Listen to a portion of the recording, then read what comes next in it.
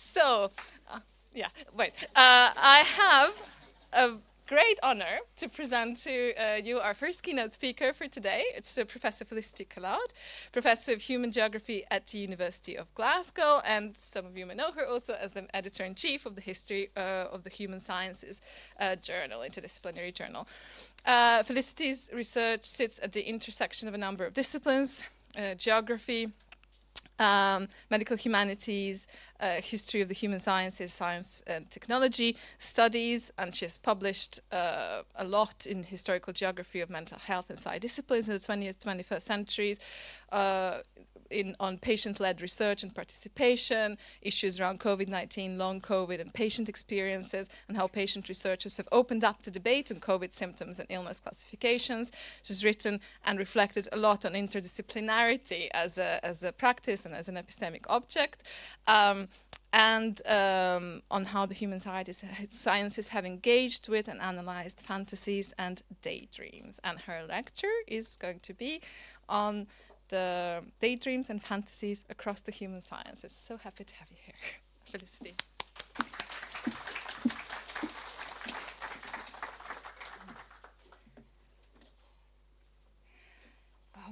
So first of all, thank you so much to Anna for the really kind invitation, and to the whole of the Cultmind team. Everyone will know, and particularly Amila Cherkinakic. Is that roughly okay? I've been a very difficult person to get hold of because I've been largely on leave the last 6 months, so I'm incredibly grateful to you for bearing with me. And congratulations on the centre, it's really exciting. Before I start, you've asked us to engage online. Because of what I'm going to talk about, I'd ask you just to think carefully about what you put online, given what is happening online at the moment, and that will become clear when I start to speak. Green. Yeah.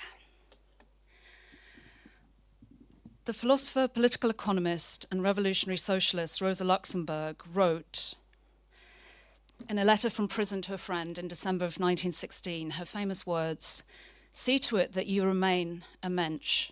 To be a mensch means gladly to throw one's whole life, when need be, onto the great scale of destiny. And it means as well to find pleasure in each clear day and each beautiful cloud." I've thought of Luxemburg's famous exhortation to throw one's whole life, when need be, onto the great scale of destiny many times in the last 7 months, as Israel's assault on Gaza has intensified. And as I've tried to respond materially and emphatically to what this moment demands of us. In December 2023, the International Court of Justice determined that we are witnessing a plausible genocide, and in March 2024, the UN Special Rapporteur for the Occupied Palestinian Territories, Francesca Albanese, stated in her report to the United Nations Human Rights Council that there are, quote, "reasonable grounds to believe that the threshold indicating Israel's commission of genocide is met." So what does this moment demand of us who work in the academy, in healthcare, in psychiatry? What can speaking, writing, thinking, conversing do at a moment in which Western academia, our practices, our categories, our governance, our very raison d'etre, has been thrown into such profound crisis? When we watch, as many of us have done in these last 2 to 3 weeks, not just Palestinians' ongoing documentation of their own annihilation, but the police in France, in Germany, in the Netherlands, in Austria, in Switzerland, in Italy, in Portugal, in the US, and in Canada, brutalizing and beating our students, our colleagues, community members for doing all they can to stop a genocide. And I salute the University of Copenhagen encampment, which I'm not quite sure where it's at the moment, but I send solidarity. What does this moment demand of those of us at this conference now who taste with a deadening sickness how many models of culture and the mind that our disciplines crafted in the halls of Western universities, those disciplines are tangled up in those bombs that continue to rain down on Gaza? models of the mind that have foreclosed complex psychic interiorities from Palestinians and Arabs, models of culture that have ascribed atavistic violence in place of the passionate rationalities that underlie resistance to annihilation. We have only to recall that the Republican Senator Tom Cotton described a few days ago, quote, the little Gazas rising up on universities as, quote, disgusting cesspools not only of anti-Semitism and anti-American hate, but also filth. We only have to recall that to acknowledge how deeply psychic processes of dehumanization, not only of Palestinians, but of all of us who stand in solidarity with them, are embedded, and how inadequately orthodox academic models of cultures and the minds have challenged them.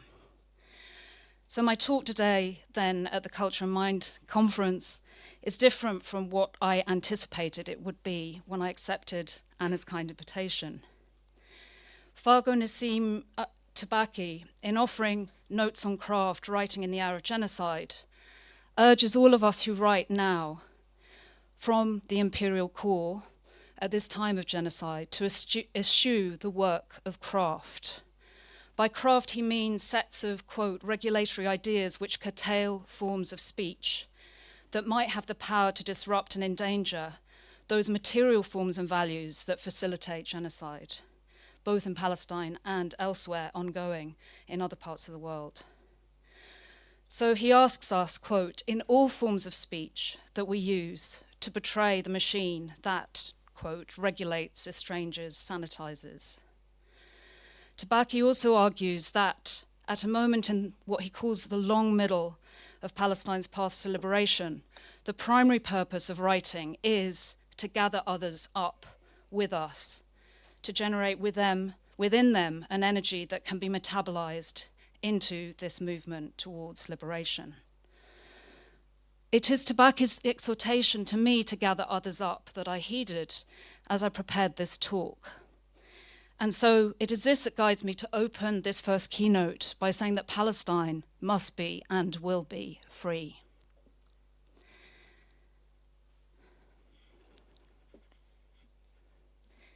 And that we must continue to use forms of speech that carry the power to puncture those social formations that facilitate genocide. And those formations include models of mind and culture that roll through institutional halls every day.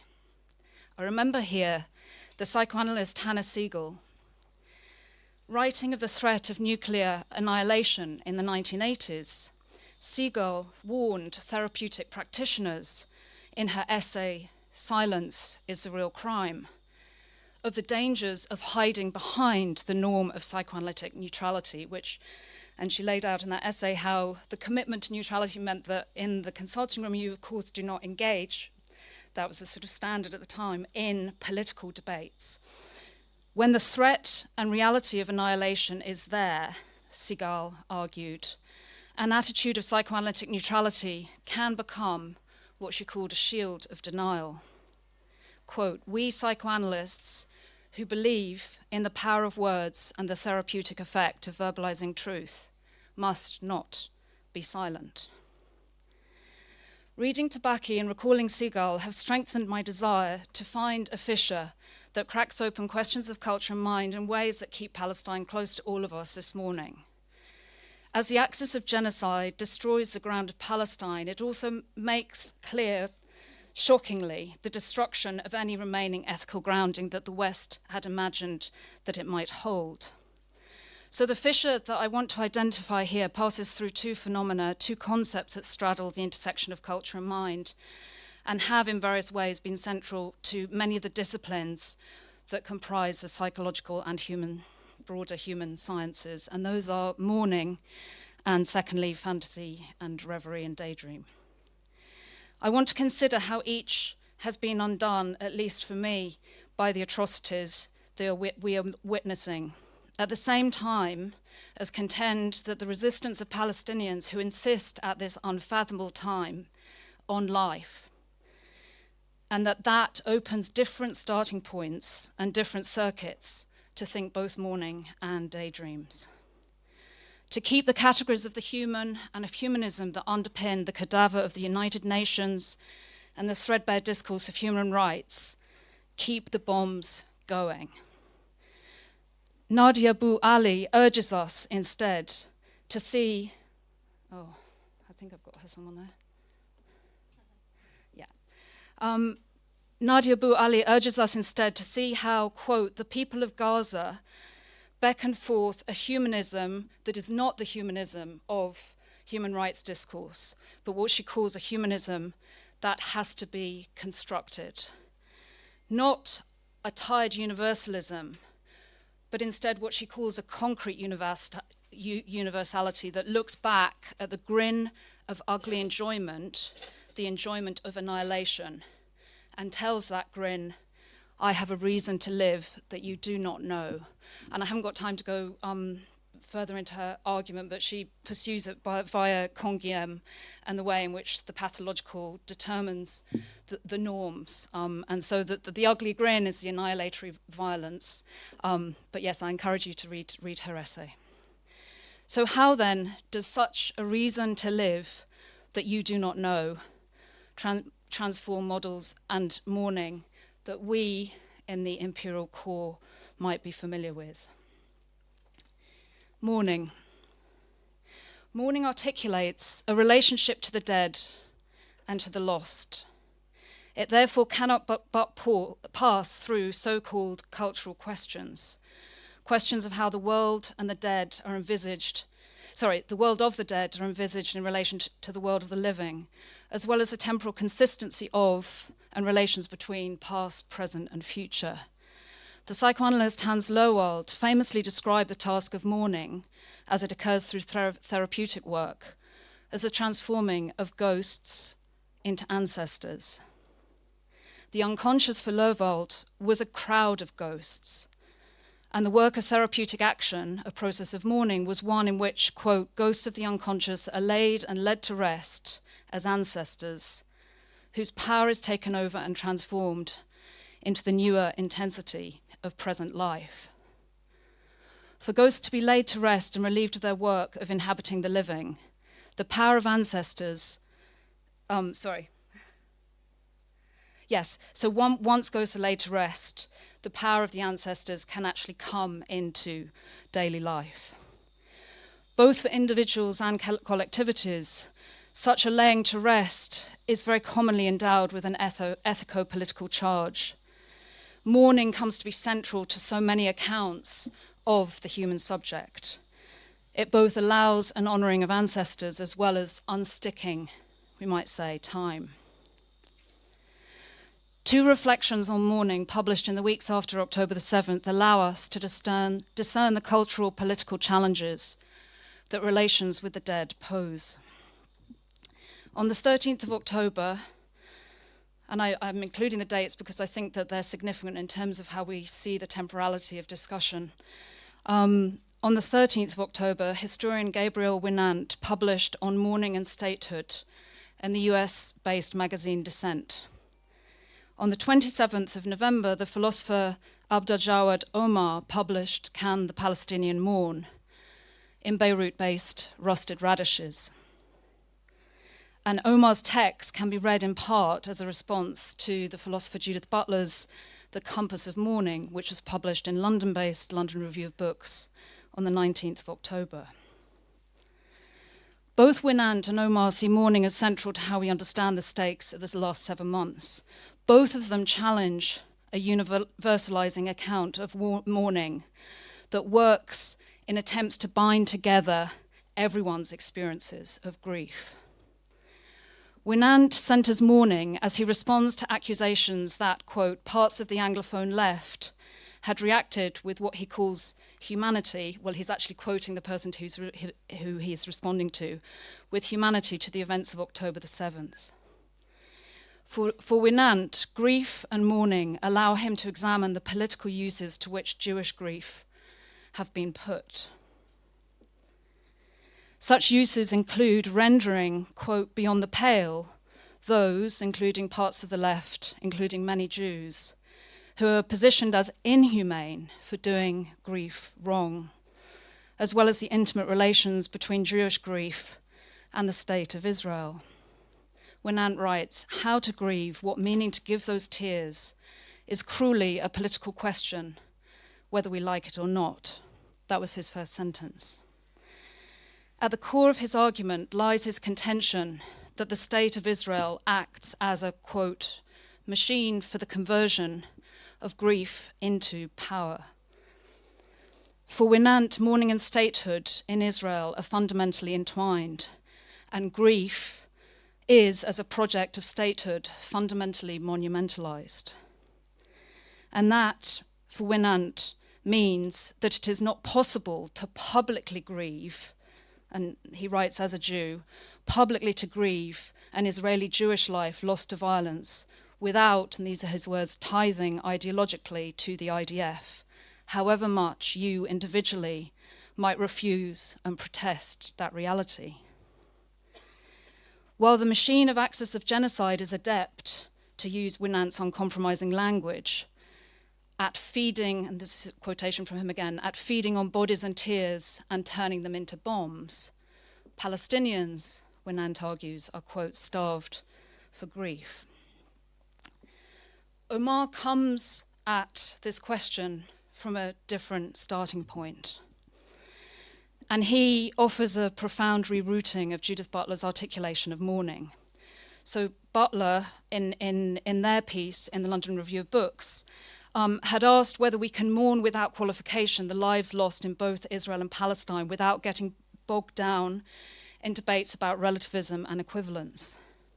Butler offered the wider compass of mourning as serving, quote, a more substantial ideal of equality, one that acknowledges the equal grievability of lives, and you can see how they are turning to their previous work on grievability, and, quote, give rise to an outrage that these lives should not have been lost, that the dead deserved more life and equal recognition for their lives.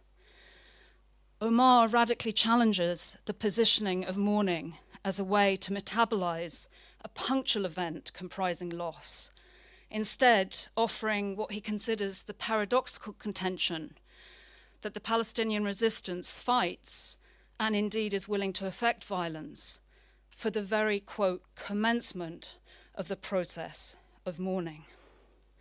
For Omar, Palestinian militants bear not only strategic acumen, denied by many, including Joe Biden, who speaks in a racist language of atavistic hatred, but that their acts constitute a deep-seated desire to recapture the very right to mourn. In sharp contrast to what Lowald lays out as a path that takes the mourner from a chaotic cartography full of restless ghosts to one in which the ancestors come to inhabit an appropriate distance from the living. For Omar, Palestinian collective life, drowning in colonizers' violence, has lost what he calls any possibility of chronal refuge where mourning is possible. On Omar's account, most Palestinians, quote, clear away from the construction of monuments, museums, material artifacts of loss, since such a monument would in effect enact a betrayal by envisaging the loss to have become the past. And I was thinking here of, unfortunately, I don't think I've got this on a slide. I was thinking back to Freud's, I've always been fascinated by this essay. I think that's the geographer in me.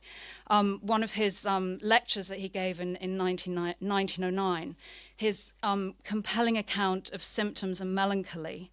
This is before the First World War, in which he thinks mourning through the monument. And I'm just going to read Freud here. Quote, these monuments then resemble hysterical symptoms in being mnemic symbols. Up to that point, so he's comparing the hysteric to the hysteric symptoms in the unconscious with a monument. These monuments then resemble hysterical symptoms in being mnemic symbols. Up to that point, the comparison seems justifiable.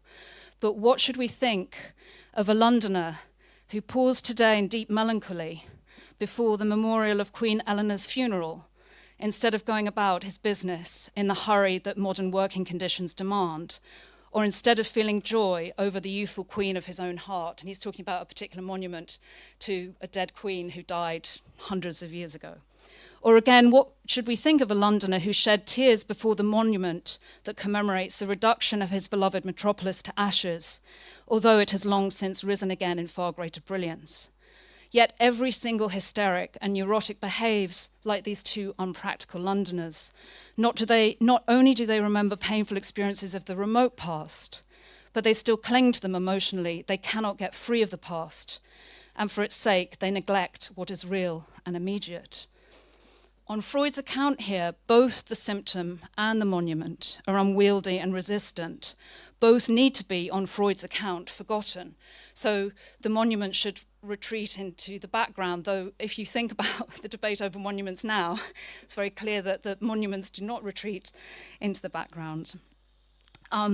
In Freud's essay, there are two poles: the stuck, ghost-ridden hysteric who cries in front of the Charing Cross memorial to the dead queen. She's unable to move forward. That's one pole. And the mobile modern subject who is able to enjoy his brilliant and rebuilt city. The one is played by ghosts, the other is apparently confident with his ancestors. Both sit within an imaginary in which the city, the environment with which the mind engages, is secure, confident, it's rebuilding, a brilliant one. On Omar's account, in contrast, the Palestinian has always already internalized the truth that a monument means that the mourning would be done as opposed to not even yet started. Here, the monument cannot act as a metonym for mourning. There will be no getting lost in the past instead of attending to the hurry of the modern day, because the city, as the current domicile in Gaza tells us, is under the threat of perpetual erasure. The fire that was the fire of London, the fire in Gaza might always be about to raise again everything to the ground. So Omar and Winant reroute orthodox accounts of mourning and grief, and in so doing, I think, they pry open different ways of conceptualizing culture and mind. For Omar, mourning, rather than being approached through the prism of individual therapeutic action or through collective rituals engaged in after death, is approached through resistance. He asks us fundamentally to re-envisage both what loss entails and the kind of models of loss that have become embedded in disciplines, and the temporal patternings of loss and particular kinds of violence. And I think he asks us to think through what it would mean to do justice to a model in which violent resistance to unfathomable violence is an act that struggles to open a scene for mourning rather than yields yet again to an imaginary in which mourning happens after violence. Both Winant and Omar alert us to how a model of mourning that extracts the mind from culture and politics in order to offer mourning as something that can bathe all losses equally ends up further stabilizing the structural logics of imperialism that has led to the current annihilatory project on Palestine. Thus, Butler's desire for a wider compass of mourning that is able to acknowledge the equal grievability of lives comes ultimately to occlude the structural conditions of apartheid from view. So within a conjuncture characterized not only by radical dispossession, but by a state's annihilatory assault, imagining mourning as a foundation for our ethical processes that opens up to a universalist and universalizing logic, what would it mean for that to be a betrayal that we actually need to kind of move beyond? What would an alternative account look like? Okay, the second section. I hope I'm okay on time. Yeah. Fantasies, daydreams, reveries. Here I come to my own current and incredibly slowly moving research project, an historical and conceptual investigation of daydreams, fantasy, and reverie. As my ideas for this project, because there is no, unlike by now quite an extensive body of work across multiple disciplines on dreams. The literature on daydreams and reverie and fantasies is more fragmented, I would say. So as ideas for my project began to consolidate, I was piqued by the art historian Jonathan Crary's claim in 1999 that, quote, the history of the daydream will never formally be written. And that was in part because the daydream is, he asserted, quote, a domain of resistance to any system of routinization or coercion. A decade or so earlier, the feminist sociologist and philosopher Frigga Haug had argued in New Left Review that, quote, daydreams fill daytime hours. They use up energy. They are lifetime. And again, the turn to the language of lifetime, I think we're thrown back again to the question that Nadia Abu Ali asks us. What does it mean that Palestinians might be beckoning? I have a reason to live that you do not know. I wanted to see, when I started the project, where I could get in writing a history of the daydream. I wanted to explore how human scientists attempted to capture and to subject daydreams to systems and classifications. How they attempted, as they've done, as human scientists have done to so many other things, to classify, to tame these things that sort of resist that kind of routinization. And I wanted to understand daydreams as cultural forms, and of course there's a huge amount of work in anthropology that has been really important here. So I have been working with the archives and theoretical openings afforded by psychoanalysis and the other psychological disciplines to explore attempts across the human sciences to elicit, capture and analyse daydreams in the 20th and the 21st century. These attempts range from educational psychologists collecting daydreams from school children in the early 20th century to psychoanalytic thinkers attempting to catch their own experiences of daydream and mind wandering, including Marion Milner, one of the most interesting psychoanalysts from the independent school in Britain, and David Rappaport, the Hungarian psychoanalyst who worked in the US, who was central to the development of ego psychology. So I've been working on them. I've also been working on laboratory psychologists and neuroscientists who develop protocols to investigate daydreaming through very constrained experiments. Industrial psychologists adjudicating on the relationship between factory output and reverie during early Fordism. And yes, current 21st century neuroscientists who are attempting to model and conduct neurophenomenologies of the wandering mind. So much research, whether within the interpretive social sciences or in the psychological laboratory, has been preoccupied with states of attention. So states of reverie, daydream, and fantasy occur to one side of many of the models and techniques deployed in and by the human sciences. And again, as a geographer, I'm particularly interested in how different spatial arrangements in these experiments unfold between the daydreamer and the one catching the daydream, and what happens when that person is the same person. The technologies that are used to catch a daydream, how relations between inner and outer world are imagined. Daydreams are complex psychosocial and affective phenomena, and how do people writing about them theorize the kinds of relationality and collectivity that daydreams unfold.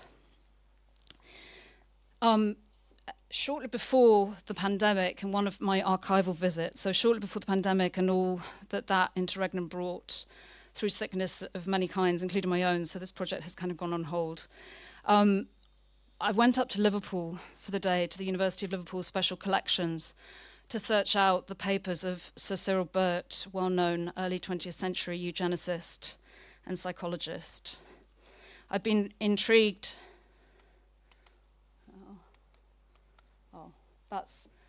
This was just an example from Rappaport. So this is Rappaport's experiment in his marital bed while his wife was asleep. He would get, so I'm fascinated in the libidinal relations of collecting daydreams. He would get up in the middle of the night and attempt to catch his daydreams first of all in pencil through forms of automatic writing, and then he would write them up in pen the next day. And they only ended up in the archive because after his unexpected death, his wife gathered them up and left this sort of extraordinary note about how she felt terrible that she was not able to get up and she could never work as hard as her husband, and she would be sleeping while he was doing this in the bedroom. So again, I'm kind of really intrigued about the kind of the circuits that allow daydreams to become things that can be read. And this was also an example of the models of culture and mind that are tangled up in the bombs in Gaza. So this is one of the pioneers of psychological models of daydreaming, in which he developed various experiments and concluded that the frequency of people's daydreaming is ranked through their own ethnic, racial backgrounds, and he had various normative accounts that also folded in religion to determine who daydreamed the most and the least. So, okay, sorry. So that's... Sorry, I've just locked myself out of the... But I'm back.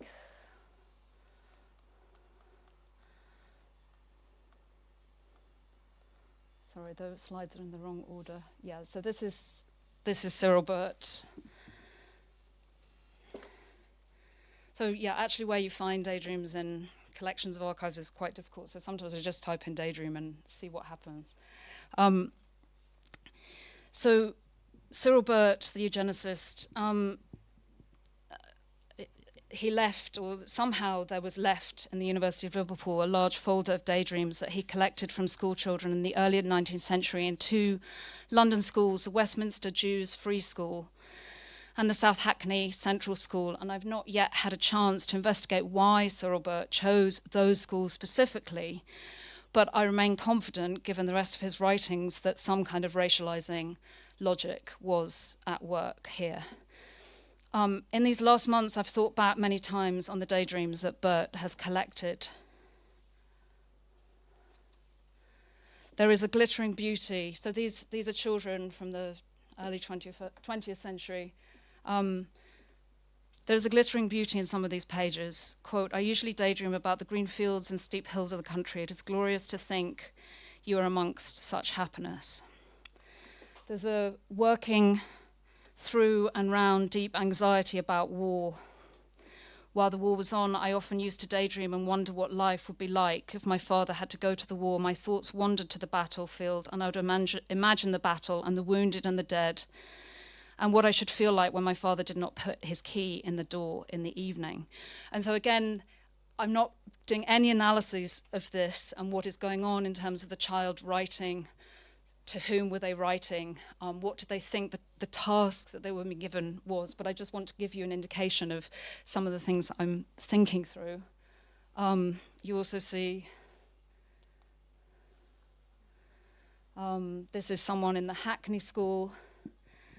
So I suppose I'm interested in terms of how the work of daydream installs also cultural logics of racist cultural logics. Here we see the anatomy of colonialism, of the coconut plantation, and then I suddenly remembered this one, which I don't know the date of this. One day I imagined that I was on board a ship sailing to the east or to Palestine. So the underlinings are by Burt himself. So again, I suppose I'm thinking, like, what does it mean? How do we intuit? How do we begin to interpret a statement like that? What is going on in terms of the school, the child, everything that surrounds this moment of a psychologist collecting daydreams? But I suppose the one that I want to just dwell on here is a boy in class 3C. I don't daydream. What was that boy doing when he wrote those words in response to a request from Cyril Burt, or perhaps a teacher who was Cyril Burt's emissary? We don't know anything more about how these were collected. Was this a statement of his felt reality, or was it a kind of refusal? What might that boy have been trying to protect of himself? So the historical, archival and theoretical work I've been attempting to do has been moving in two directions simultaneously. One direction follows attempts to trace how daydreams and fantasy have been captured by human scientists, largely in Western Europe and the US. And that's a kind of fairly standard kind of history of the human sciences question. And then I've also been thinking about how fantasy and daydreams exceed the forms and the generic conventions that have shaped what the human sciences have presumed to be daydreams and fantasies. This direction includes efforts to understand how daydreamers resist, perhaps like the boy in class 3C, the injunction to have their daydreams and fantasies captured and classified. And to think about how daydreams are also practices of freedom, and what are the stakes of trying to analyze opaque phenomena. And it is here, I've just got I hope it's okay, 5 more minutes. And it is here that Palestine, both the death world being imposed through annihilatory violence and the ongoing resistance of Palestinians through practices of freedom, it's here again that Palestine undid my schema of the Daydream Archive. How so? Sorry. Ooh. Stephen Sheehy and Lara Sheehy are psychoanalysts and authors of Psychoanalysis Under Occupation, Practicing Resistance in Palestine. That came out in December 22, I think, yeah. In late December 2023, they wrote from the front line of genocide in Palestine, publishing a short article titled The Reverie of Resistance. They started with a report of how the Palestinian mother, Sarah al-Khalidi, had decided to write the names of her 4 children on their limbs as they escaped from Gaza City to Khan Yunis. Quote, "The world should know about these children who were murdered by Israel," she said, "because they are not numbers, but names, stories, and dreams killed by the Israeli occupation in Gaza." And that was given in an interview that the mother gave in an article that appeared in Al Jazeera. She approach al-Khalidi's act through the concept of reverie developed by the psychoanalyst Wilfred Bion, another British psychoanalyst. For Bion, a mother, or we might just think a caregiving figure, lends the baby the thought-thinking apparatus so that the child begins to be able to integrate and metabolize what are initially overwhelming psychic materials. And the caregiver's capacity for reverie, what he calls maternal reverie, is indispensable for this circuit between caregiver and child to run. She embark on a radical reworking of this familial Western Oedipal scene, noticeably not by dispensing with either the mother or the child. We have Sarah al-Khalidi and her children, but by starting from the social formations so central to the genesis of what they describe as Palestinian reverie, social formations that work constantly to break what they call, quote, the psychic state of siege imposed upon Palestinians by the material and psychic reality of settler colonial oppression.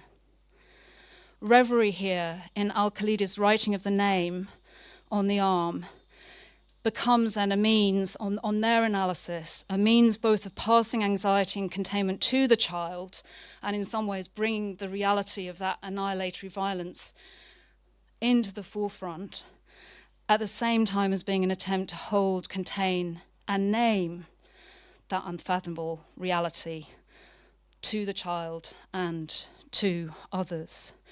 The finitude of life is held in a name that both draws the closeness of death, but that refuses the terms of death that are practiced by the Israeli military. The name is a signifier to and for the child, but also a retort to that genocidal reality. For me to recognize that this writing of a name on Sarah Khalid's child's arm might be reverie, that demands my very rethinking of what a daydream, a reverie might be, and I think it actually shatters my own daydream of an imagined daydream archive. What might it mean to want to track the history of the human sciences attempts to capture?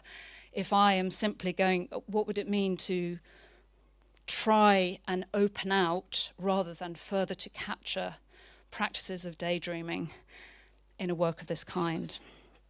So I just want to end by saying, yes, that archive feels as though it is undone by Palestine. I don't yet know how it might be reshaped if I attempt to do justice to the resistance of reverie by attending Sarah al-Khalid's act of writing her children's names on their arms. But I do hear how she are asking us to understand how that act folds back, pushes back the genocidal violence surrounding her, in which we all in the imperial core are implicated. I have a reason to live, al-Khalid's writing of her child's names on their arms might be telling us. I have a reason to live that you do not know. Thank you.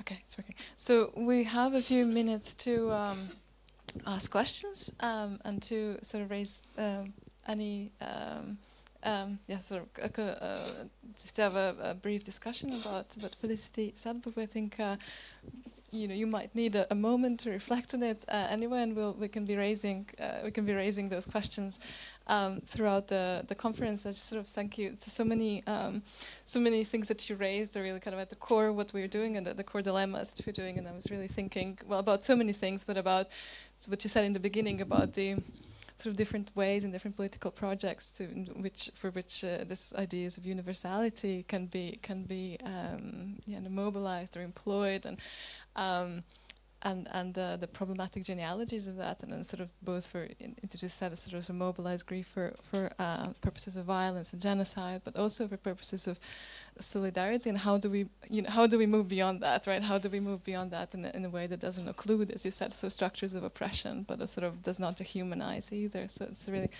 anyway. And Mia, first question. Shall I send it?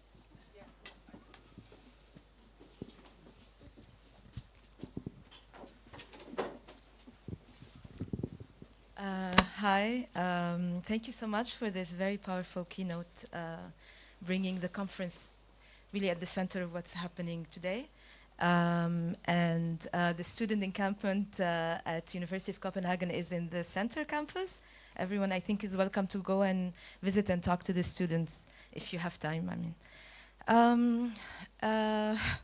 Okay, it's a very intense keynote, and I really appreciate this move from mourning to reverie, or mourning to fantasy, and mourning to daydreaming. I think it was very, very powerful.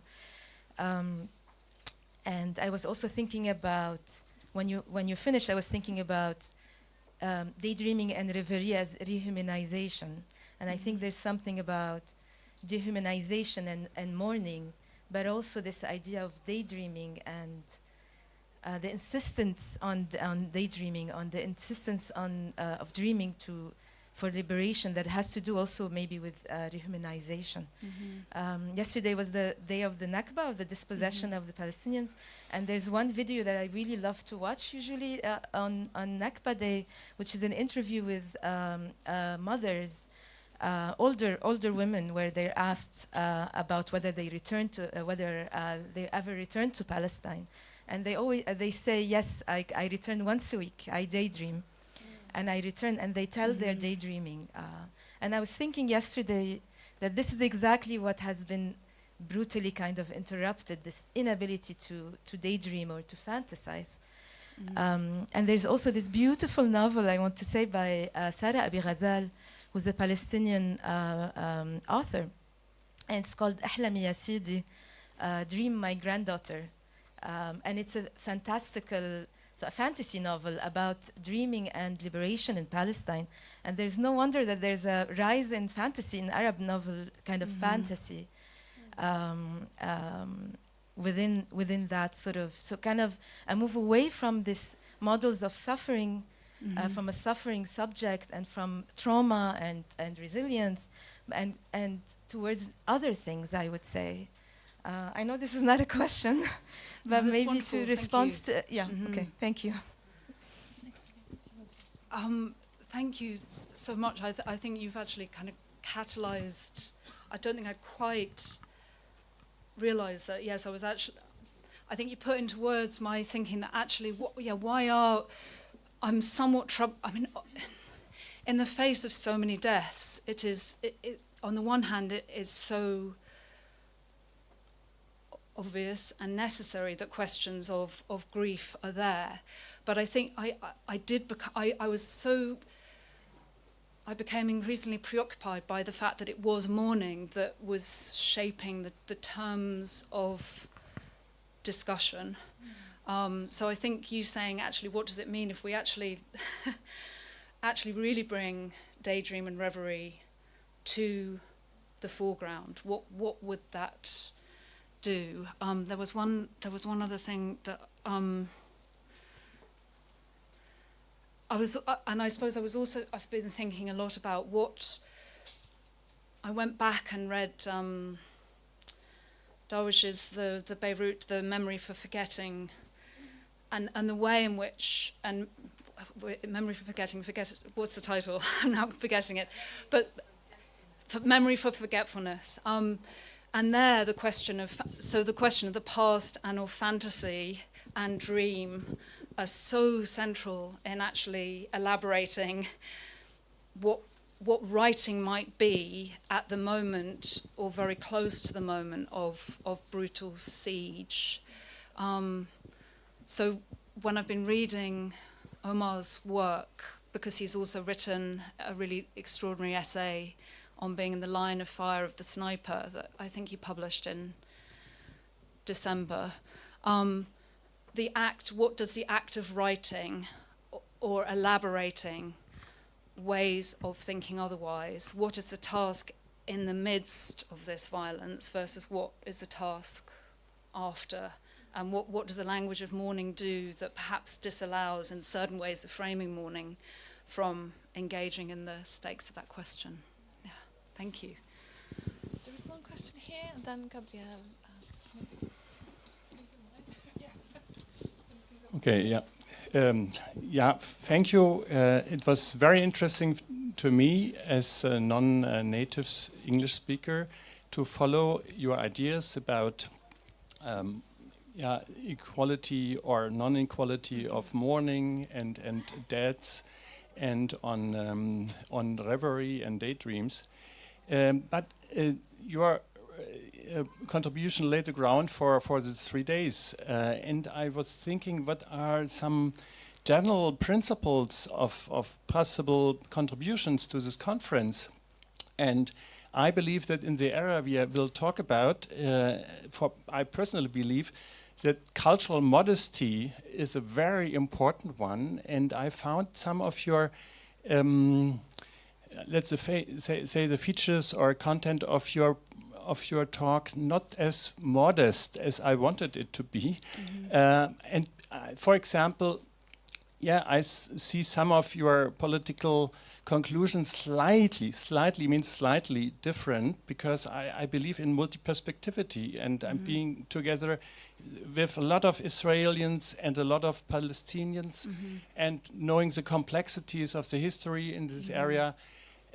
therefore, I'd like to ask you to state about, and another thing is, you know, as a non-English speaker, I even don't know the difference between daydreams and reveries, and you didn't define any of your main topics, and it will leave some of us here in the room with being non-English speakers alone. And I even think, sorry to say, that there is kind of a cultural dominance if an English native speaker gives the first keynote and leaving some of the non-native speakers a little bit alone. And therefore, please, I'd like to get some of your ideas about cultural modesty, which I regard as so central. So thank you. And I mean, I don't think that at a moment like this, so I thought my thinking around, given that I had the space on this keynote, I thought very carefully about what I thought needed to be said right now at a moment where it feels to me that raising the question of annihilatory violence is still so difficult to do. What does it mean that riot police are beating students up for protesting genocide? So that governed what I wanted to do. In terms of multiplicity, I would argue that some of the ways in which we have theorized multiplicity have actually, again, I would see them as being caught up in the frameworks that have proved so disastrous over multiple decades that we need to understand the moment that the imperial core, and I specifically use that phrase, I don't see it as a question necessarily of, I think, thinking it of what is happening in Gaza as being about Israel's violence on Gaza. I see it as a question of empire. And I think that the phrase of the Palestinian surgeon, Ghassan Abu Sitta, the axis of genocide, how do we understand that axis? And to me, of course, there are multiple perspectives, but it feels as though various epistemic formations, as they've become layered and solidified, have precisely led to the impossibility of actually, in many situations, it being impossible to actually hear, let alone attend to, Palestinians and the resistance that they are showing at the moment. I mean, we can talk further about this afterwards. So that would be my response to the first point. In terms of cultural modesty, you're absolutely right. I didn't define my terms. What I'm interested in, so one of the really interesting things I think about reverie, fantasy, and daydreaming is actually how they cross multiple different language communities. So a term like reverie moves from continental Europe to America and back again. And as it does so, it crosses between different disciplines. So the French Pierre Janet's work on reverie goes across the Atlantic and becomes something very, very different when it is used by an American industrialist and crosses back again. What a daydream might be imagined in particular European languages at a certain moment then gets transformed when it is taken up by an international scientific community that wants to standardize the study of daydreams. So I suppose I would kind of I don't necessarily want to give a definition of each of those terms because part of the historical project is actually to see what each of those terms does at a particular moment. Just one final thing. So Wilfred Bion's model of reverie is very, very different and very particular compared to some of the work of the psychologists. But yes, we can talk more in the break. One more question from Gabriel. Hi. Yeah. Hi, Felicity. Hi. Hi. Thank you very much for your lecture. I think it was amazing. I really like the logic how you show the transitions between, for example, morning and reverie, or fantasy and dream, or ghost to ancestor. I think that is great. In Lacanian terms, we think sometimes that dreams are a kind of machine that transform components from the real realm into the symbolic realm. So I think that is very logic, these connections. But something that I really miss, and I think it's the core of this discussion in conceptual level, is the concept of desire. Even in Freud and Lacan, and even in the late Frankfurt School, for example, in Walter Benjamin conceptualization about dreams, I think that something that is relevant is how desire is putting into movement something, you know. And when I think in desire, I'm not thinking desire in a psychological level. I'm thinking a very intersubjective level, you know, from the Hegelian tradition, mainly the logic of desire. So this is a comment and at the same time a question, because I really want to know how are you thinking this logic of desire and mourning and reverie. Thank you. Thanks. That's such a great and important question. So one of the starting points for the project was actually to see how, as some of the psychological sciences start to classify, that actually desire begins to drop out. So the part of the project that's trying to look at what happens to concepts of fantasy is actually what happens to desire as fundamental to psychic reality, and fantasy as being absolutely bound up with questions of desire. And what does it mean when experiments lose any sense that desire courses through the fantasy and through the daydream? So I'm going to give you a very inadequate. I'm in Bloch. You talked about Frankfurt School and the way in which utopias too, that the desire that kind of pulsates through the fantasy. In terms of the historical work, I haven't started on this bit at all, but I'm really intrigued, troubled by some of the work when daydreams and fantasies start getting used to diagnose. So Robert Stoller, the American psychoanalyst, he, in his early work on, to use his language, transsexuals, he actually reads pornography as a daydream, and how different models of pornography elaborate different scenic positions, and he ties it to his whole model of gender and sexuality.